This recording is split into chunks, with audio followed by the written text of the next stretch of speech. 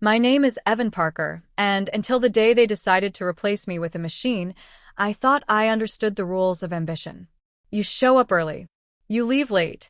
You never turn down an assignment, even when it means sacrificing sleep, weekends, or any hope of a balanced life. You learn to stomach the cheap office coffee and the corporate platitudes because you believe, like everyone else, that loyalty will eventually pay off. I'd been at Harper and Shaw for 11 years, which is practically a lifetime in advertising. I started out as a junior copywriter, the guy who scribbled taglines on legal pads and prayed that the creative director would notice me. Back then, my biggest ambition was to get my name on a campaign brief. And when that finally happened, when I saw concept by Evan Parker in small print under a billboard near Times Square, it felt like proof that I'd made the right choices. Even now, I remember that billboard more vividly than any award.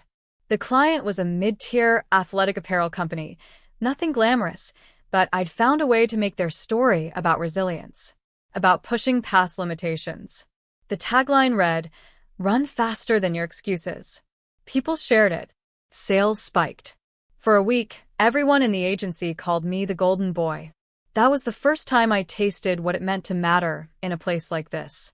It wasn't fame or money, though the money was decent. It was the validation that your work had real impact, that you had something unique to say in a world crowded with noise. It was also the first time I saw how quickly admiration could fade when the next campaign came along. No one here stayed important for long. My office was a glass cube on the 19th floor, overlooking the Hudson River. On the best days, when the sun caught the water just right, I'd sit at my desk and feel like I was part of something bigger. That view cost me more hours than I can count.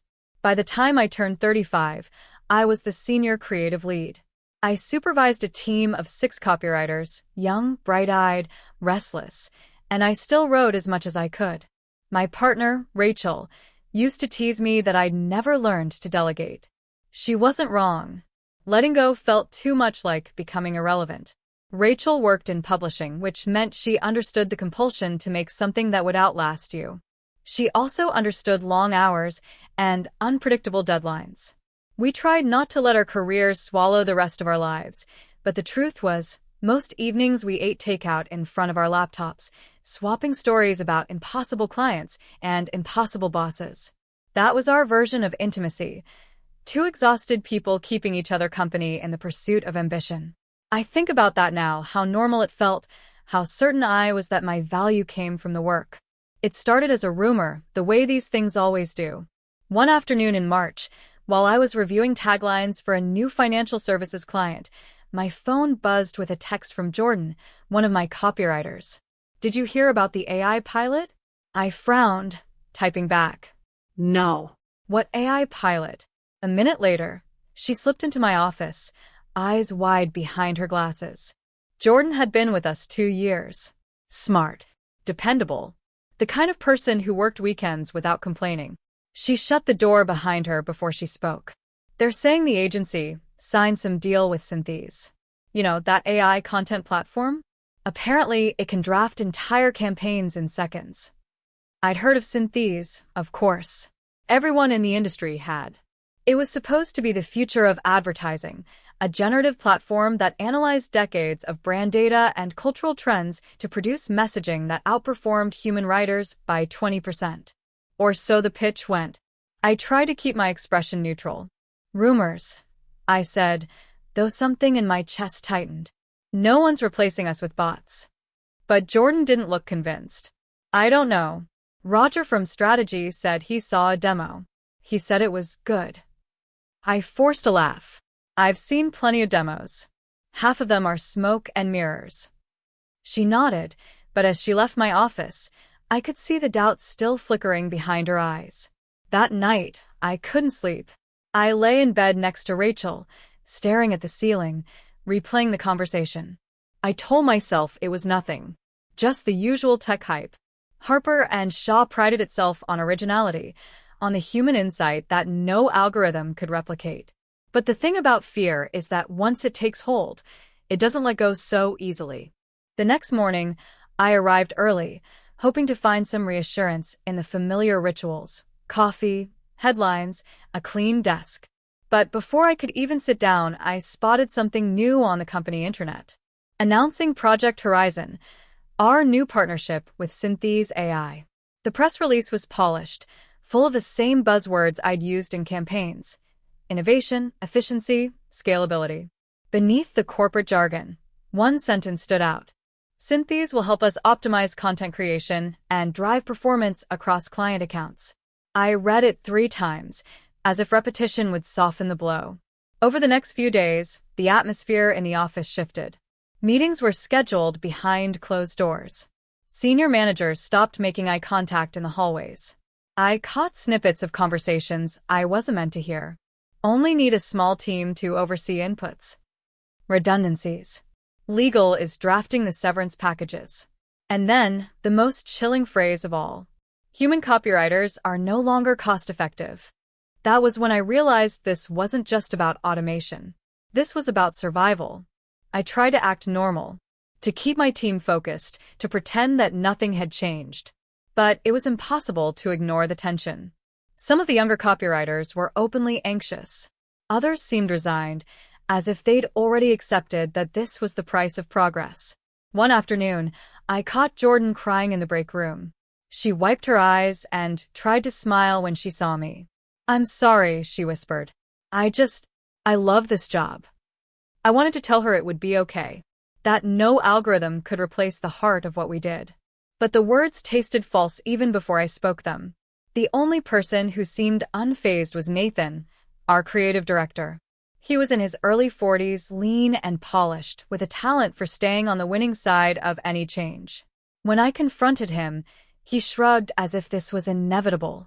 "You've got to adapt, Evan," he said. "This is where the industry is going. You either get on board or get left behind." I stared at him across his sleek glass desk, fighting the urge to say what I really thought, that he was a coward, willing to trade integrity for convenience. Instead, I nodded and left his office, my mind already racing. That evening, as I walked home through the canyon of skyscrapers, I kept thinking about that word: adapt. I'd built my entire career on adaptation, learning new tools, reinventing myself with every client, every campaign. But this felt different. This wasn't evolution. This was erasure. And the more I thought about it, the more certain I became that I wasn't going to let them erase me. I didn't know what my plan was yet, only that I refused to fade quietly into the background. Some part of me even felt a flicker of excitement, a sense that, for the first time in years, I was about to do something that mattered more than any tagline or client presentation ever could. Because if they believed an algorithm could replicate me, they were about to learn how wrong they were. I spent the next week oscillating between fury and dread. There was something almost surreal about watching your own extinction unfold in real time. Every day I came in early, hoping to catch wind of a last-minute reprieve, an email, a rumor, a reversal of policy. But the only thing that arrived was a new wave of carefully worded memos explaining how Project Horizon would revolutionize our business. If anyone doubted the inevitability of it, the demonstration removed all illusions. On a Wednesday morning, we were summoned to the 20th floor auditorium, a sleek space with polished oak panels and a panoramic screen that stretched the length of the wall. Someone had set up a catered breakfast, as if free croissants could soften the blow of redundancy. I took a seat near the back with Jordan and 2 other copywriters, Cassie and Luis. No one spoke.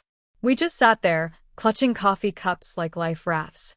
Nathan stood near the podium, wearing the same immaculate suit and blandly reassuring smile. When he finally stepped up to the microphone, the hush in the room was complete. "Thank you all for coming," he began, his voice amplified and oddly hollow. "I know there have been questions about our partnership with Synthes, and today, we want to show you what this technology can do." He gestured toward the screen. In a few keystrokes, a prompt appeared. Campaign brief. Launch a new mid-tier athletic shoe targeting millennials who prioritize sustainability and performance. Tone. Aspirational, energetic, authentic. A cursor blinked. And then, in under 15 seconds, lines of copy began to unfurl like a conjuring trick. Headline: Run Toward Tomorrow. Subhead: Sustainable Innovation Meets Unstoppable Momentum. Body.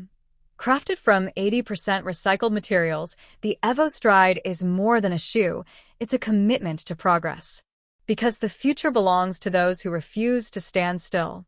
Cassie let out a low exhale. It was good.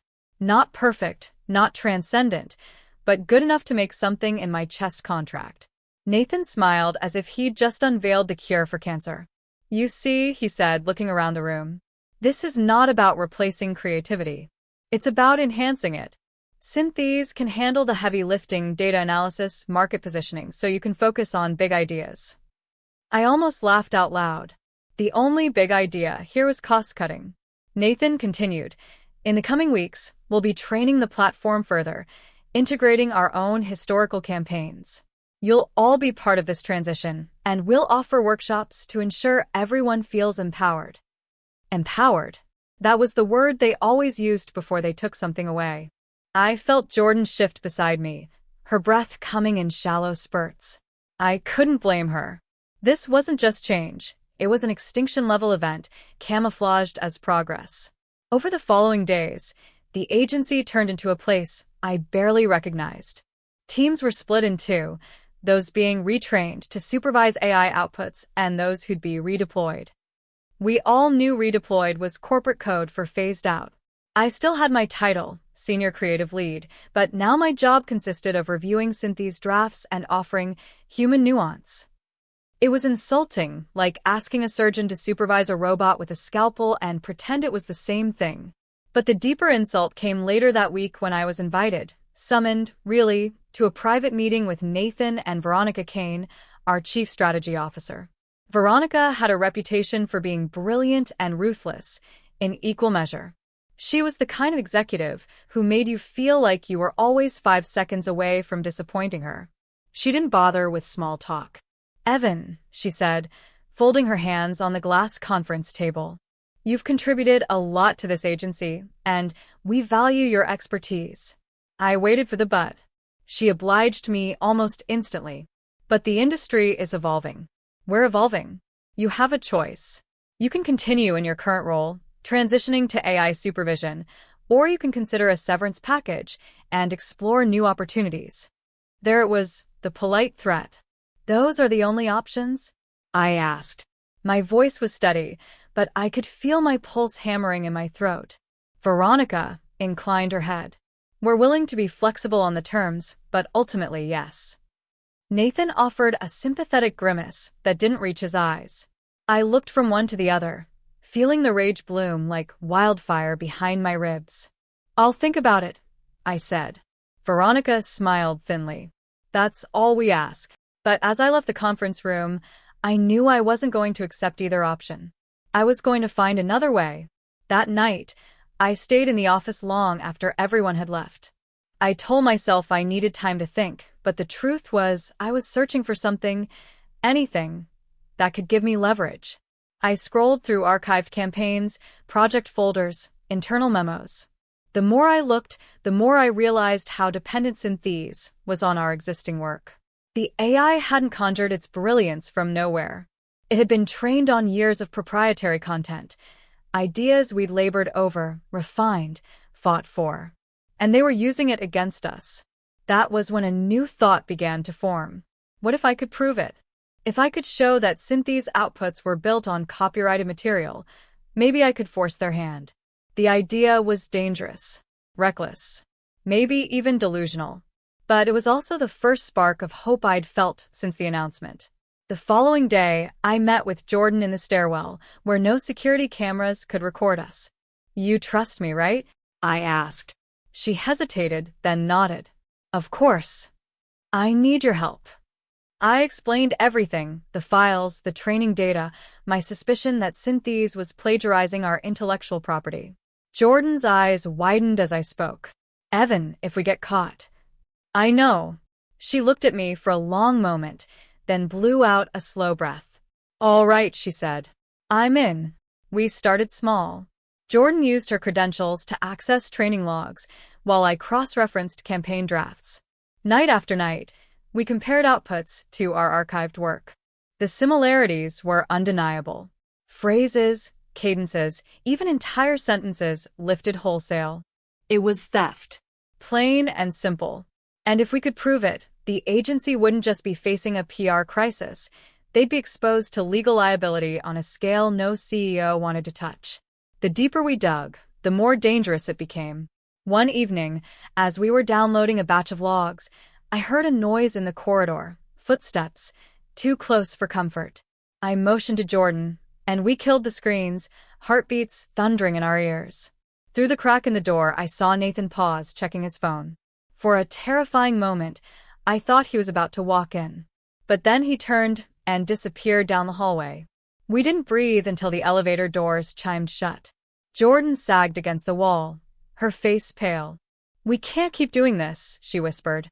I didn't answer, because deep down I knew she was right. We were in over our heads. And yet I couldn't stop. Because the more evidence we gathered, the more certain I became that this was the only way to fight back. If they thought they could erase us, they were about to learn just how stubbornly human we could be. I never planned on becoming the kind of person who sneaks into their own office after hours to steal evidence. But desperation has a way of redrawing the lines between who you think you are and who you become when your back is against the wall.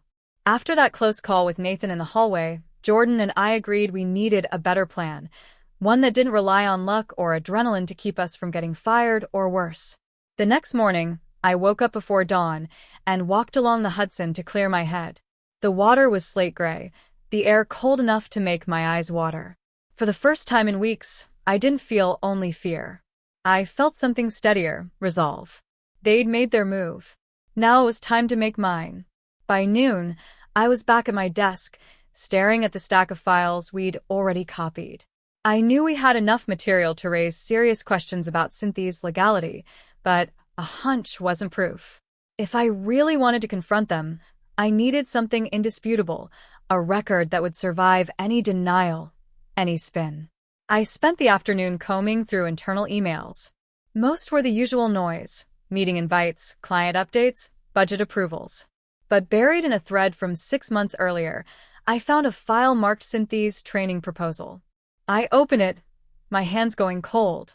It was a slide deck, 40 pages of technical jargon and glossy charts. But on page 23, there it was in plain language. All Harper and Shaw creative archives dating back to 2011 will be integrated into Cynthia's model corpus. I read the line 3 times, the words burning themselves into my memory. They hadn't just used our work to inspire the AI, they'd fed it everything. Every tagline, every draft, every brainstorm scribble. Decades of intellectual property cannibalized to train the thing that would replace us. That was the proof I needed. Jordan was already waiting in the stairwell when I called her. She listened without interrupting as I explained what I'd found. When I was done, she leaned her head back against the cinderblock wall and closed her eyes. "Jesus," she whispered. "They really did it." "Yeah," I said. My voice sounded flat, distant. "So what now?" I exhaled, feeling the shape of the plan solidify in my mind. "Now," I told her, "we make sure the world knows." The first person I reached out to was an old friend from college, Danielle Brooks. She worked as an investigative journalist for The Verge, specializing in technology ethics. We hadn't spoken in years, but I still had her number. I sent her a text, not expecting much. "Danielle, it's Evan Parker. I have a story about Cynthia's AI you're going to want. Confidential." Can you talk? To my surprise, she replied 5 minutes later. "Absolutely. What's going on?" That night, I met Danielle at a 24-hour diner on 10th Avenue. She was exactly the same. Sharp eyes, quick smile, a notepad already in hand before I'd even sat down. I told her everything. About the announcement. About the training data. About the files Jordan and I had collected. Danielle listened without interrupting, her pen flying across the page. When I finally finished, she looked up and gave a low whistle. "You realize this could be the biggest story I've ever written," she said. "And the biggest risk you've ever taken." "I know. If you go public, Harper and Shaw will come after you with everything they've got." "I'm counting on it," I said. "I want them to show their true colors." Danielle nodded slowly. All right, she said. Send me everything. I'll start verifying it. But Evan, once we run this, there's no going back. I looked her in the eye. I don't want to go back. Over the next week, I lived in two worlds. By day, I showed up at the agency, reviewing AI-generated copy with all the forced cheer of a condemned man. Nathan and Veronica pretended everything was normal. The rest of my team kept their heads down, doing whatever was asked. By night, I worked with Danielle. We cataloged evidence, cross-checked files, built a timeline of exactly how Harper and Shaw had orchestrated the theft. Every time I thought about stopping, about what it would cost me, I remembered Jordan crying in the break room. I remembered the look on Veronica's face when she told me I could either supervise the machine or disappear. And I remembered who I was before the agency convinced me I needed their approval to be worth anything. On Friday morning, I was summoned to Nathan's office again. He gestured for me to sit. I'm going to be direct, he said. We know you've been accessing restricted files. My pulse kicked up, but I kept my expression neutral. I don't know what you're talking about. Nathan smiled thinly. Come on, Evan. You're not stupid. IT flagged your credentials. You and Jordan have been poking around places you don't belong. I said nothing. You're a valuable asset, he continued, as if he hadn't just accused me of corporate espionage. We'd hate to lose you over a misunderstanding. I swallowed. So, what are you saying? I'm saying this is your chance to walk away quietly, Nathan said. Take the severance. Sign an NDA. Leave this behind. And if I don't, his smile widened a fraction. Then you'll leave anyway. But you won't like how it happens. I walked out of that office feeling strangely calm. Because in that moment, any lingering doubt evaporated. I wasn't just fighting for my job anymore. I was fighting for every person they thought they could erase. That night, I called Danielle. They know, I said. Does that change anything? I looked out the window at the dark city, feeling something fierce and unshakable in my chest. No, I said. It changes nothing. By the following Wednesday, Danielle had everything she needed. She called me late in the afternoon. It's done, she said. The piece goes live at midnight. For a moment, I couldn't speak. When I finally found my voice, all I could say was, "Thank you. You did the hard part," she said. "Get some sleep." But I didn't sleep. I sat in my living room, watching the minutes tick by until the clock hit midnight. The story exploded. Cynthia's AI trained on stolen intellectual property, sources say. Within hours, it was trending on Twitter, picked up by CNN, TechCrunch, The New York Times. Rachel woke up and found me still in the living room, laptop balanced on my knees. "Evan," she whispered. "What did you do?" I looked up at her, feeling lighter than I had in years. I told the truth. By noon, my work email was locked. My phone lit up with calls I didn't answer. I knew I'd be fired. But it didn't matter, because the story was out. And there was no NDA in the world that could shove it back into the dark. That afternoon, I met Jordan in the diner where I'd first talked to Danielle. She looked exhausted, but when she saw me, she managed a smile. "Hell of a week," she said. "You okay?" She shrugged. "They suspended me pending an internal review. But if they think I regret this, they're wrong." I nodded. Me too. For a long moment, we just sat there, the noise of the city buzzing around us. Whatever happened next, we'd already won something no one could take away. We'd refused to stay silent. In the days that followed, Harper and Shaw went into full damage control. Press releases, emergency board meetings, half-truths and desperate spin. But the damage was done. Clients started pulling contracts. Share prices fell. And the conversation about AI, who it served, who it exploited, was finally happening in public. On Friday morning, I received the official termination letter. I read it once, set it aside, and called Danielle. "Think you have room in your piece for a follow-up?" I asked. She laughed. "I was hoping you'd say that." That afternoon, I started drafting a statement of my own. Not a resignation. A declaration. Because I wasn't finished. I had more to say. And for the first time in years, I didn't care who tried to stop me. 2 days after the story broke, Harper and Shaw convened a mandatory town hall meeting.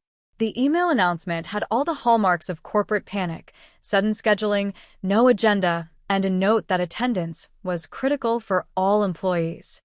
I had no intention of attending. Technically, I wasn't even employed anymore, but that detail hadn't stopped them from sending me the invite. Part of me wondered if they were hoping to intimidate me one last time, if they'd haul me in front of the whole agency to make an example. But instead of staying home, I did something I hadn't planned. I put on my best suit, walked into that building like I still belonged there, and took a seat in the back row. As soon as I stepped into the auditorium, heads turned. Some people looked away quickly, embarrassed.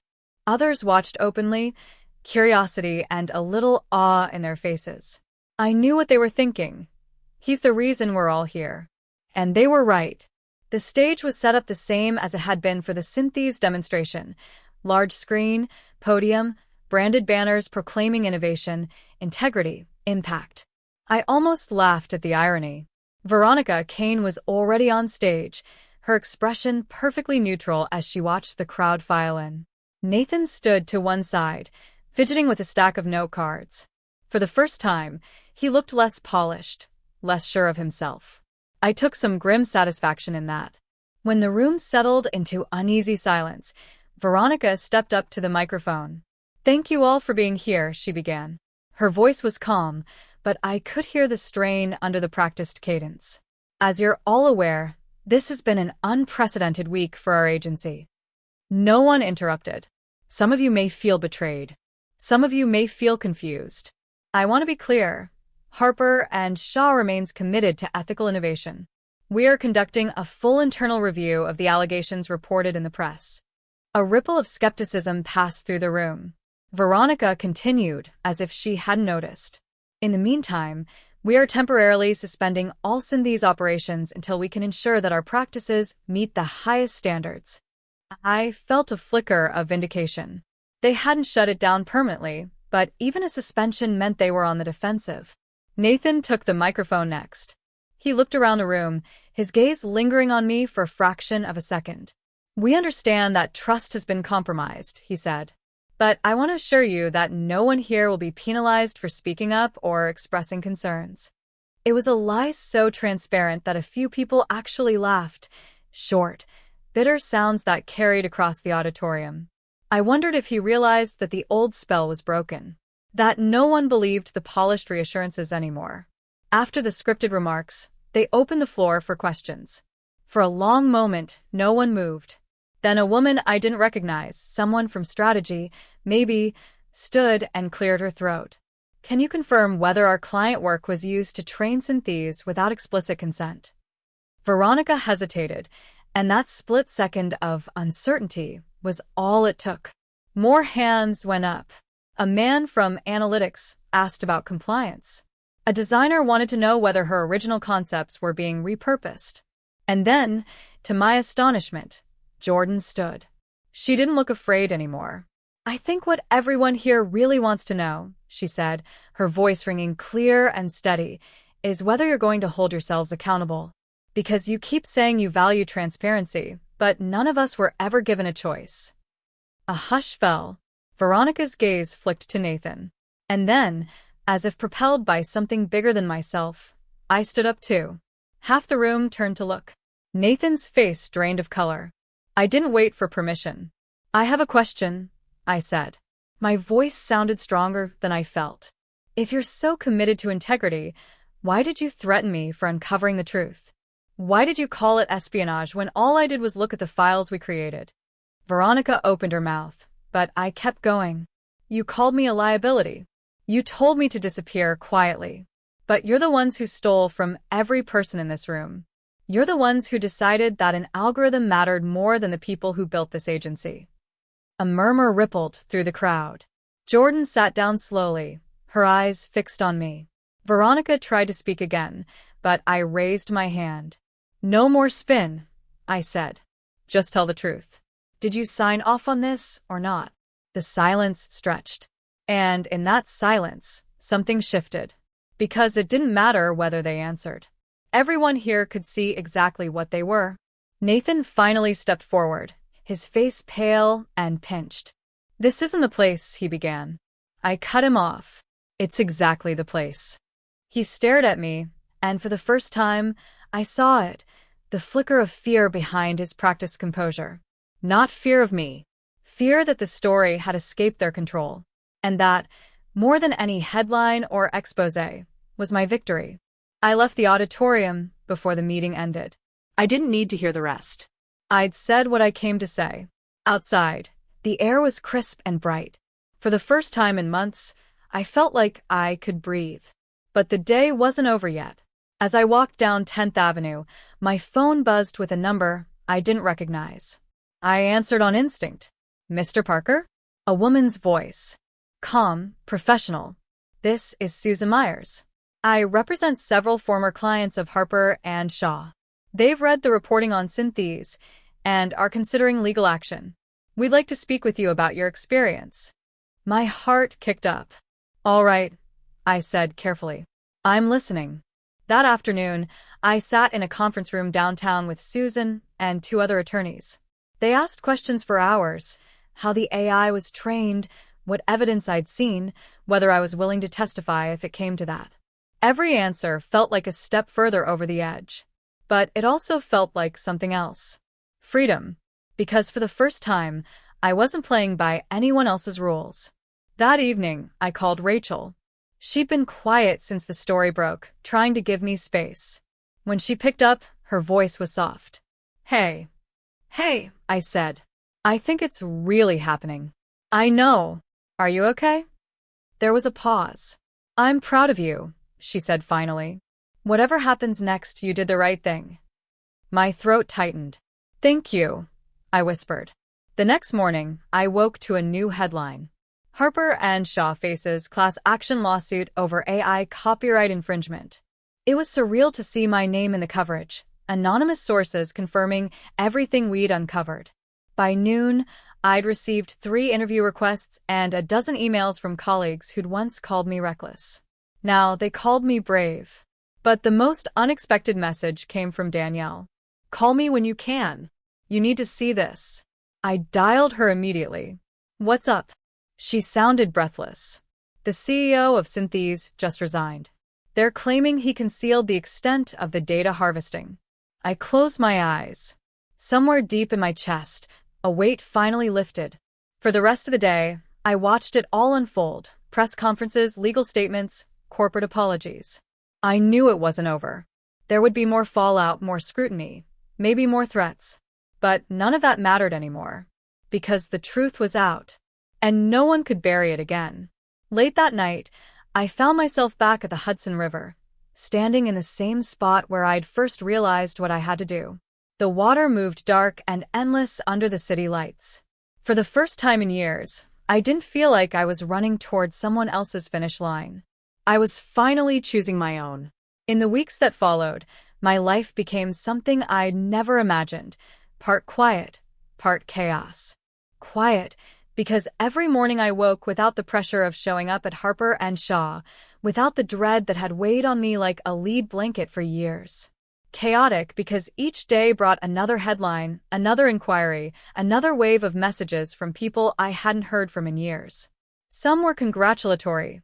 Old clients, former colleagues, even a few ex-managers who claimed they'd always known there was something wrong with the AI rollout. Others were more cautious. People who wanted to talk but weren't sure they were ready to go public. I understood. Speaking up was a line you couldn't uncross. But sitting in my small home office, surrounded by folders and notes, I realized I didn't regret a single step. The first big development came when the class action lawsuit officially moved forward. Susan Myers and her team had spent weeks gathering testimonies, and the evidence was overwhelming. In a single day, the lead plaintiffs filed a 200-page complaint detailing the unauthorized use of creative material, breach of contract, and deceptive business practices. When the filing hit the news, it felt like watching an earthquake ripple outward. By evening, Harper and Shaw's parent company issued a statement promising full cooperation. But it was too late. The narrative had shifted. No one was talking about how revolutionary Synthes was anymore. They were talking about how it had been built on stolen work and shattered trust. One evening, I met Jordan at a quiet bar in Chelsea. It had been weeks since I'd seen her in person. When she arrived, she looked tired but determined, like someone who'd survived a storm. We ordered drinks, and for a moment, neither of us spoke. Then she looked at me across the candlelit table. "You know," she said, her voice thoughtful, "I used to think I'd be here forever." I nodded slowly. "Me too. Funny how fast forever disappears." I studied her face, the lines of exhaustion etched around her eyes. "Do you regret it?" I asked. She didn't answer right away. Instead, she reached for her glass and traced the rim with her fingertip. "No," she said finally. "I regret that it took me so long to see what they were doing. But standing up to them, I'd do it again." I exhaled, feeling something unspool in my chest. "Yeah," I said quietly. "Me too." The next morning, I sat down at my laptop to write. Not for a client. Not for a deadline. For myself. I didn't know exactly what the piece would be, an essay, a book, a manifesto. All I knew was that I couldn't go back to pretending the system worked the way they claimed. And maybe, just maybe, I could help other people see it too. Days bled into weeks, and I watched as Harper and Shaw's once unshakable reputation crumbled under the weight of scrutiny. Executives resigned. Clients pulled contracts. Synthes was mothballed indefinitely. And every time another domino fell, I felt something I hadn't expected. Not triumph. Closure. In late spring, Danielle called me to say her series on the scandal had been nominated for a major journalism award. I congratulated her, meaning every word. "You know," she said after a pause, "I've covered a lot of tech companies. A lot of big promises that turned out to be bullshit. But this one? This feels different." "How so?" "Because you didn't just expose them. You made people ask whether they really wanted this future." I sat with that for a moment. Maybe that was the real victory. Not destroying Harper and Shaw, but forcing the conversation no one wanted to have. Rachel and I spent more time together than we had in years. Some evenings, we'd walk along the river, talking about everything and nothing. Other nights, we sat side by side on the couch, reading quietly. It felt like rediscovering something I'd almost lost, the life that existed outside the grind, outside the endless hustle for validation. One night, she turned to me and said softly, "You seem lighter." I smiled, surprised by how true it was. "I am," I admitted. I didn't realize how heavy it had gotten.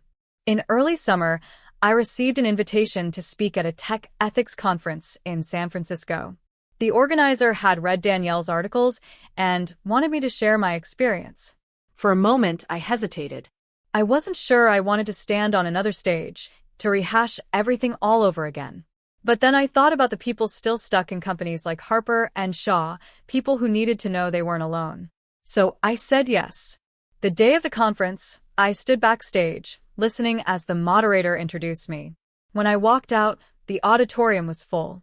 Rows and rows of people, some in suits, some in hoodies, all waiting to hear what I had to say.